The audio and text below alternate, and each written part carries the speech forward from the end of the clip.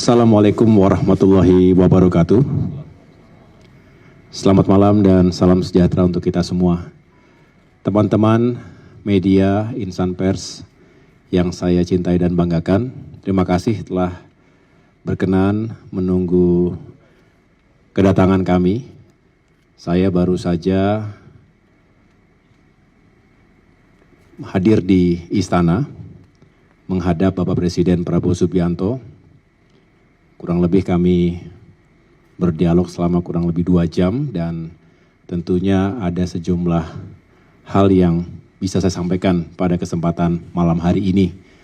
Sebelumnya saya ingin menjelaskan bahwa saya baru saja landing di tanah air dari tugas di Tiongkok yang seharusnya atau seyogianya juga akan dilakukan oleh Bapak Presiden Prabowo Subianto beberapa hari ke depan ini, tetapi tentu situasi di tanah air yang kemudian kami harus segera kembali, dan untuk itu pada saat pertemuan para pimpinan partai politik di istana, saya diwakilkan oleh Mas Edi Baskoro Yudhoyono selaku Wakil Ketua Umum Partai Demokrat dan juga Ketua Fraksi Partai Demokrat DPR RI dan Sekretaris Jenderal Partai Demokrat Bung Herman Hairon. Kemudian setelah itu juga ada sidang kabinet paripurna dan tentunya sama-sama kita juga mendengarkan press conference yang disampaikan langsung oleh Bapak Presiden Prabowo Subianto. Pada kesempatan kali ini izinkan saya dalam kapasitas sebagai Ketua Umum Partai Demokrat untuk menyampaikan sikap, pandangan, dan sekaligus melaporkan kepada segenap masyarakat Indonesia apa yang tengah kami lakukan menyikapi situasi terkini di tanah air. Bisa dikatakan beberapa hari terakhir ini di berbagai wilayah, terutama di Jakarta, terjadi dinamika yang luar biasa, yang serius dan perlu mendapatkan atensi penuh dari kita semua, seluruh elemen bangsa, bukan hanya pemerintah tentunya, karena kita ingin menghadirkan solusi agar tidak berkepanjangan. Dan tentu tanpa bermaksud mengulangi apa yang disampaikan oleh Bapak Presiden, tetapi tentunya kami sebagai bagian dari pemerintahan dalam koalisi yang dibangun bersama, tentu juga ingin mendukung penuh langkah-langkah yang telah ditetapkan oleh Bapak Presiden. Sekali lagi tujuannya adalah mencari solusi yang terbaik, meredakan situasi, dan pada akhirnya kita bisa kembali beraktivitas seperti sedia kala, dan yang paling penting juga mencegah terjadinya korban jiwa dan kerusakan di berbagai daerah. Pertama tentunya kami juga menyampaikan duka cita, bela sungkawa atas meninggalnya almarhum Afan Kurniawan dan sejumlah saudara kita di berbagai kota lainnya yang juga sungguh menjadi tragedi, dan sekali lagi kita berusaha sekuat tenaga agar insiden tragedi tersebut tidak terulang di waktu-waktu mendatang. Demokrasi dan kebebasan harus mendapatkan tempat yang baik di negeri ini. Partai Demokrat selalu mendorong itu, tentu diletakkan pada koridor konstitusi, undang-undang, dan aturan yang berlaku di negeri kita. Hukum tentu harus ditegakkan, berlaku untuk semua, termasuk kami mendorong investigasi terhadap insiden yang telah terjadi, itu benar-benar bisa diungkap secara transparan dan akuntabel. Sekali lagi keadilan harus tegak di negeri kita. Dan ini berlaku untuk semua.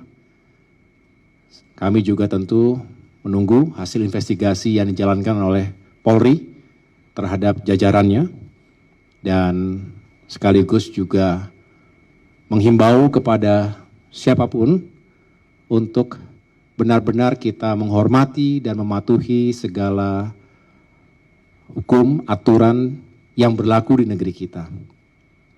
Mari kita cegah berbagai tindakan yang anarkis, karena selain itu membahayakan, provokasi dalam sebuah kekacauan di lapangan bisa saja menimbulkan korban jiwa atau mengakibatkan luka, sekaligus kerusakan bahkan kehancuran. Terjadinya pembakaran, penjarahan di sejumlah lokasi, baik terhadap institusi maupun terhadap pribadi, ini juga harus bisa kita cegah. Dan sekali lagi, mari kita hormati aturan yang berlaku dan kita memberikan ruang kepada para penegak hukum juga untuk bisa menjalankan tugasnya secara profesional. Ini negara kita sendiri, Partai Demokrat selalu melihat negara kita sendiri, bangsa kita sendiri, marilah kita juga selalu terbuka untuk mendengarkan aspirasi, masukan, kritik, selagi itu memang konstruktif, disampaikan dengan cara-cara yang konstitusional, dan tetap menjunjung tinggi persatuan dan perdamaian di antara kita. Saya rasa harus diberikan ruang seluas-luasnya. Sikap saling menghormati dan menghargai ini penting. Saya pada saat mendarat di Tiongkok kemarin, jadi saya kurang 24 jam begitu mendarat karena situasi menghendaki untuk kembali, langsung kembali. Tapi begitu mendarat di Tianjin, saya langsung menggelar bisa dikatakan emergency meeting bersama seluruh jajaran Partai Demokrat. Bukan hanya di jajaran Dewan Pimpinan Pusat, tapi juga para ketua DPD di seluruh tanah air. Dan tentunya saya juga menyampaikan pesan-pesan serupa agar seluruh kader Partai Demokrat, termasuk khususnya para wakil rakyat, baik di DPR RI, DPRD Provinsi maupun Kabupaten Kota, bisa bukan hanya menjaga diri. Ingat, menjaga lisan itu penting sekali. Jangan menyakiti perasaan masyarakat. Hal yang mungkin kita anggap biasa tetapi begitu mendasar, sensitif bagi masyarakat, janganlah kemudian kita ringan melukai perasaan masyarakat. Itu pesan saya kepada seluruh kader Demokrat, dan tentunya itu juga tidak cukup. Kita harus terus menjadi rumah aspirasi yang membuka ruang dialog, mendengarkan masukan, harapan. Kalau ada yang mengekspresikan kemarahan atau emosinya, sabar dengarkan baik-baik. Ini rakyat kita sendiri, konstituen yang kita wakili. Kalau bukan karena rakyat yang kita wakili, tidak mungkin ada kita semua di sini. Tidak mungkin ada DPR atau DPRD yang seyogianya, sejatinya adalah rumah bagi suara rakyat. Suara rakyat adalah suara Tuhan, patut dan harus kita dengar baik-baik. Tentu disampaikan dengan cara yang baik. Lalu kami juga setelah ini akan melakukan kembali, bisa dikatakan pertemuan yang lebih intensif. Sekaligus saya juga berkonsultasi dengan Ketua Majelis Tinggi Partai Demokrat, yaitu Bapak Susilo Bambang Yudhoyono, Pak SBY. Perlu saya sampaikan kepada teman-teman, seperti yang juga sudah diketahui, Pak SBY saat ini sudah tidak lagi aktif dalam day-to-day politics. Tidak masuk ke ranah politik praktis sehari-hari. Karena semua sudah diserahkan kepada kami yang ada di depan ini. Saya bersama dengan jajaran DPP dan kader-kader utama, ada Pak Teguh Rifki Harsha, ada Pak Muhammad Iftithah Sulaiman, selain tentunya Sekjen, Bendum, Kafrak, dan yang lain-lain. Dan sekaligus tugas-tugas sebagai Ketua MTP pun sebenarnya secara praktis sudah dijalankan oleh Ketua Umum, jangan juga secara ex officio sebagai Wakil Ketua MTP. Namun demikian, khusus terkait dengan situasi terakhir ini, situasi nasional, beliau benar-benar menaruh perhatian khusus dan mengikutinya juga dengan cermat. Sehingga malam hari ini, sekembalinya saya ke tanah air, kami juga sudah mengumpulkan para kader utama, para petinggi Partai Demokrat untuk membahas langkah-langkah terbaik ke depan. Yang pertama tentu, Ketua Fraksi dalam kapasitasnya sebagai pemimpin para anggota DPR RI kami yang ada di Senayan juga sudah menyampaikan sikap secara tegas bahwa terkait dengan kritik termasuk desakan berbagai kalangan masyarakat agar ditunda atau dihentikan tunjangan yang dianggap kurang tepat dihadapkan dengan situasi saat ini, apalagi ada sejumlah anggota dewan yang mungkin mengungkapkannya secara kurang simpatik, kami dengan tegas mengatakan menolak. Jadi artinya kami tidak ingin itu menjadi isu yang berlarut-larut. Kita tolak karena sekali lagi suasana dan situasinya belum tepat. Itu paling tidak langkah awal yang beberapa hari yang lalu sudah disampaikan oleh Ketua Fraksi, namun malam hari ini saya tegaskan kembali.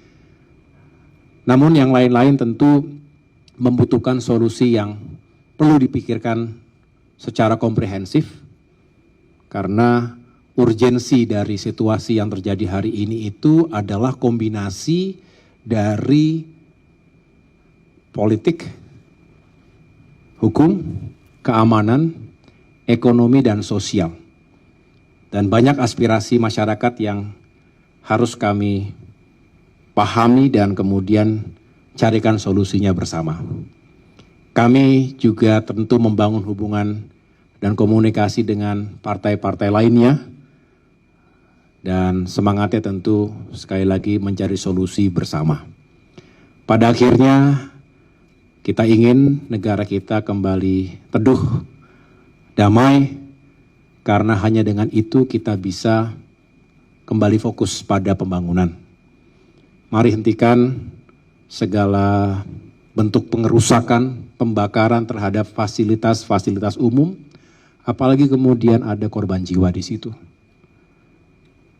Dan kalau terjadi kerusakan demi kerusakan, bukankah itu juga akan menyulitkan kita semuanya? Mari sama-sama kita jaga situasi yang kondusif. Saya mengajak dan telah menginstruksikan kepada segenap kader Demokrat untuk juga menjadi bagian dari solusi. Jangan menjadi masalah. Tidak ada yang sempurna, tapi kita selalu mengevaluasi diri dan selalu ingin berusaha menjadi yang lebih baik, termasuk menjadi wakil-wakil rakyat yang lebih baik. Itu yang dapat saya jelaskan pada kesempatan malam hari ini. Selebihnya sekali lagi kami mendukung penuh segala upaya kebijakan yang diambil oleh Bapak Presiden Prabowo Subianto. Kami ingin segera bisa menetralisir situasi dan dinamika. Kita buka ruang di diskusi, dialog, menghadirkan semua elemen bangsa, para tokoh dalam dialog yang terbuka, dan sekali lagi satu tujuan, yaitu mencari solusi yang terbaik untuk bangsa dan negara kita. Pada akhirnya kita menempatkan rakyat, kepentingan rakyat di atas segala-galanya. Itu adalah tujuan kita berbangsa dan tujuan kita bernegara. Demikian, terima kasih atas perhatian teman-teman sekalian. Kurang lebihnya saya mohon maaf. Wassalamualaikum warahmatullahi wabarakatuh.